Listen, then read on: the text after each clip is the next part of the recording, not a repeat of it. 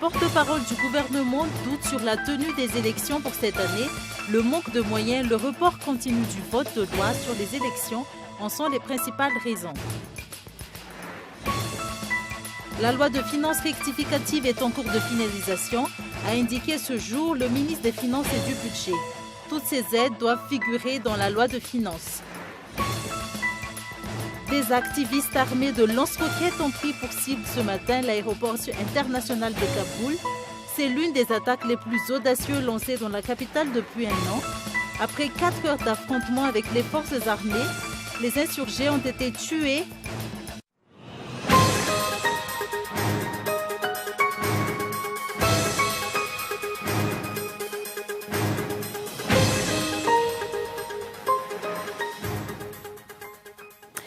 Bonsoir à tous, bienvenue dans cette nouvelle édition du journal en version française. Nous allons tout de suite parler de l'insécurité.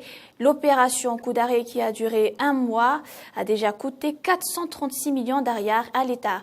La gendarmerie nationale compte pérenniser cette action et demande 1 mois supplémentaire et autant de budget.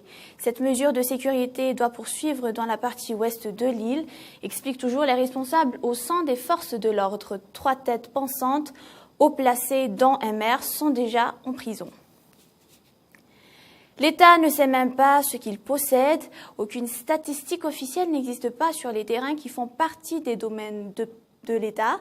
Ils constituent pourtant des réserves terrains pour d'éventuels besoins de l'État en termes d'infrastructures. Le Conseil des ministres a décidé de suspendre toute affectation et vente de cette sorte de terrain pour cause d'inventaire en vue de l'élaboration d'une nouvelle politique foncière. Reportage. Les domaines privés de l'État sont les terres titrées au nom de l'État, des ministères ou des collectivités territoriales décentralisées. Actuellement, les chiffres sur ces terrains sont entre les mains des services domaniaux régionaux. Il appartient au ministère de tutelle de capitaliser ces données afin de faciliter leur valorisation. À l'issue de cet inventaire, on saura avec une information plus complète ces différents patrimoines de l'État. Mais cet inventaire permettra aussi, disons, de mieux orienter et de mieux utiliser ces patrimoines pour le développement de nos collectivités, au niveau de la commune, au niveau de région, mais aussi pour les investisseurs qui voulaient investir au niveau de Madagascar. Une meilleure gestion de ces patrimoines consiste aussi à affecter une vision cohérente du développement au niveau de la base. Le gouvernement a décidé de suspendre toute affectation et vente de ces domaines privés de l'État pour les 5 prochains mois. Cette mesure relève d'un projet d'élaboration de la politique foncière qui sera présenté en février 2015. Sur le plan économique, la loi de finances rectificative est actuellement en cours de finalisation, a indiqué ce jour le ministre des Finances et du Budget. Le retard est attribué au long processus de négociation avec les bailleurs de fonds, a-t-on appris. Cependant, les machines administratives ont pu fonctionner avec une mesure particulière. Les détails. Le budget attend encore 150 millions de dollars d'aide extérieure. C'est la cause du retard accusé par l'élaboration de la loi de finances rectificative, selon le ministre des Finances et du Budget, Jean Razafnjavoun. Ces aides étrangères doivent grossir les finances du pays. En plus de la contribution des bailleurs conventionnels, Madagascar compte également sur les 400 millions d'ariars octroyés par l'Afrique du Sud pour aider le secteur privé. Toutes ces aides doivent figurer dans la loi de finances. Mais pour faire tourner la machine administrative, des mesures exceptionnelles ont été prises, notamment pour le paiement des salaires des fonctionnaires. Jean Razafnjavoun précise également que les ministères qui n'ont pas respecté les normes de procédure administrative ne pourront bénéficier de financement cette année. En effet, il est exigé que les ministères et toutes les institutions fournissent un rapport financier. Actuellement, seules 5 sur les 51 institutions se sont acquittées de ce devoir. Le porte-parole du gouvernement doute sur la tenue des élections pour cette année. Le manque de moyens et le report continu du vote de loi sur les élections en sont les principales raisons. La Commission électorale nationale indépendante pour la transition, ou CENIT, ont affirmé que les raisons financières ne doivent poser problème. D'ailleurs, le Premier ministre Roger Koul a confirmé la tenue des élections pour cette année. Reportage. La date de la session extraordinaire du Parlement n'est pas encore fixée. Cette session est cependant capitale pour la tenue des communales cette année. La CENIT, Commission électorale nationale indépendante, a pourtant donné des signes d'affolement sur le retard accusé par le processus devant permettre la tenue des élections communales vers la fin de l'année. Elle fixe une date butoir, 21 juillet, pour le vote des lois qui encadreront les élections de proximité. Lors de son compte-rendu du Conseil de gouvernement, la ministre Fona Lajoui, porte-parole, a montré que ces questions cruciales sont peut-être le dernier souci du gouvernement. Elle a même évoqué l'organisation d'une concertation nationale sur le sujet les 21 et 22 juillet prochains, sans compter des problèmes financiers. Par ailleurs, la CENIT affirme que financement ne pose pas de problème. Les fonds du PACEM peuvent encore assumer si les conditions d'une bonne organisation sont remplies, explique l'ambassadeur de l'Union européenne des Absidis, Léonidas. La première question qui doit être réglée, c'est le cadre législatif pour les élections communales. Et ça, c'est le travail évidemment du gouvernement. Il faut aussi des contributions et un budget par le gouvernement, parce que tout ce que nous pouvons faire, c'est une contribution à ce cycle. Alors nous sommes là. Ce n'est pas à nous à prendre l'initiative. C'est au gouvernement d'abord pour régler, pour fixer toutes les règles et la législation nécessaire pour les communales. Ce n'est pas une question de financement. Les communales semblent être victimes d'une stratégie de temporisation délibérée.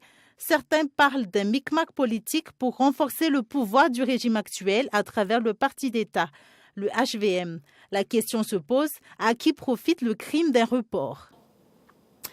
5 000 familles nécessiteuses bénéficieront d'une aide de 20 milliards tous les 2 mois.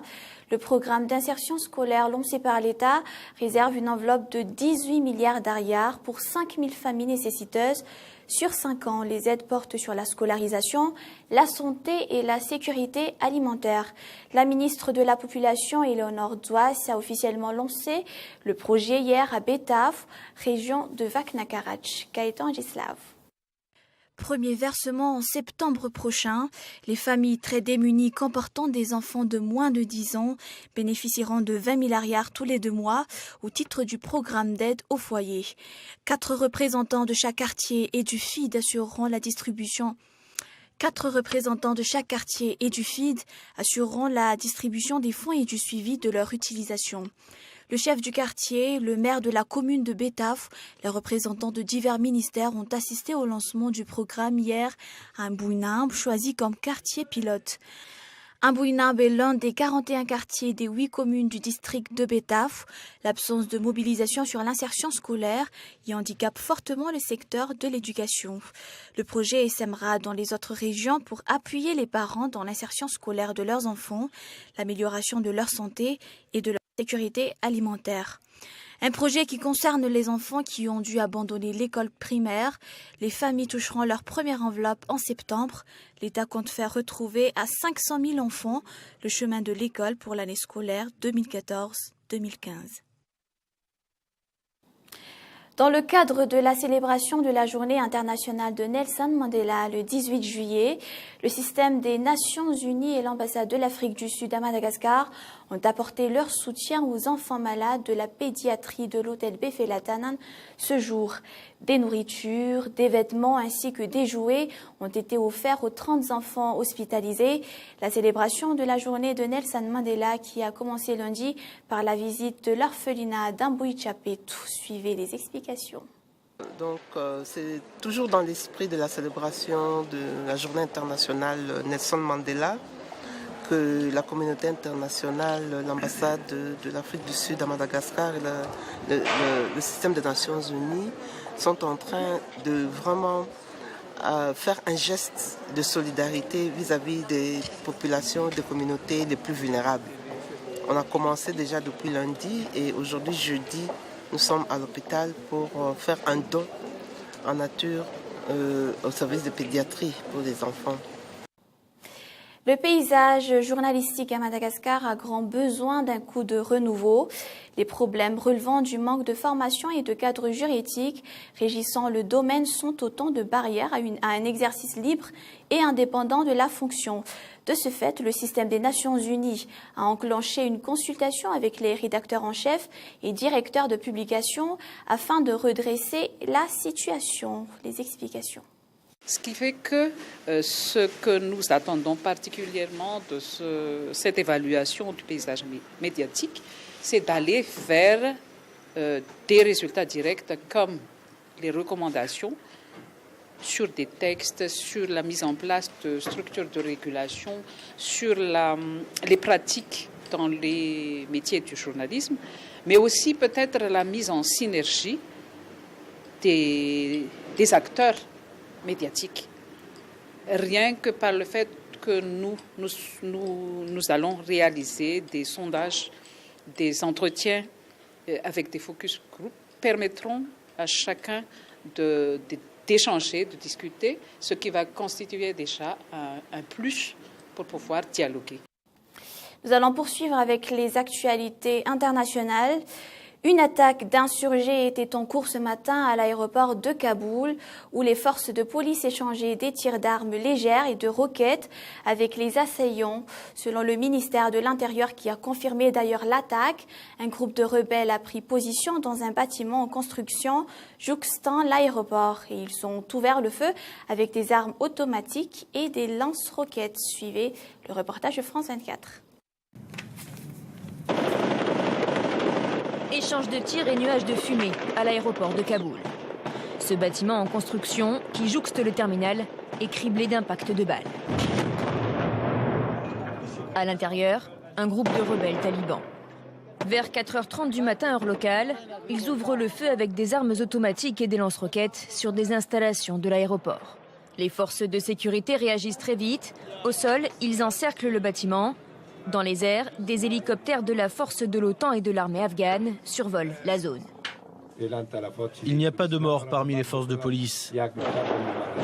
Avec l'aide de Dieu, seulement une personne a été légèrement blessée. L'opération prend fin quelques heures plus tard. Selon les autorités, les 4 assaillants ont été tués, la zone libérée. Une attaque lancée au moment même où doit commencer le recomptage des voix du second tour de la présidentielle du 14 juin. L'opération doit départager Abdullah et Ashraf Rani. Les talibans ne reconnaissent pas ce scrutin. Il aurait été orchestré par l'Occident, selon eux. Sans aucun doute, les forces gouvernementales et de sécurité sont occupées avec l'élection afghane et cela entraîne un vide sécuritaire. Nos ennemis, les talibans en particulier, en profitent pour semer le chaos et contester le nouveau gouvernement. L'aéroport, victime de tirs de roquettes pratiquement toutes les semaines, abrite une importante base opérationnelle de l'OTAN. Tous les vols ont été déroutés vers le nord et l'ouest du pays. La ministre des Affaires sociales et de la Santé, Marisol Touraine, était aux Antilles. Elle a annoncé hier soir à Pointe-à-Pitre qu'elle avait pris la décision d'une prise en charge à 100% du traitement contre le chikungunya par l'assurance maladie. Elle a également annoncé la suppression des 3 jours de carence qui frappent les arrêts de travail, même quand ils étaient liés à cette maladie. C'est toujours un reportage de France 24. Si les pompiers déploient la grande échelle dans ce quartier populaire de Pointe-à-Pitre, ce n'est pas pour lutter contre un incendie, mais contre un moustique, celui qui transmet le chikungunya. Vérifier toutes les gouttières, s'il n'y a pas d'eau stagnante avec des larves à l'intérieur. Donc c'est à ce moment-là, c'est nettoyage de la gouttière. Ces équipes sont venues en renfort de métropole alors que commence la saison des pluies, favorable à la prolifération des moustiques. Ils ont déjà transmis le virus à plus de 100 000 Antillais, dont ce responsable des pompiers.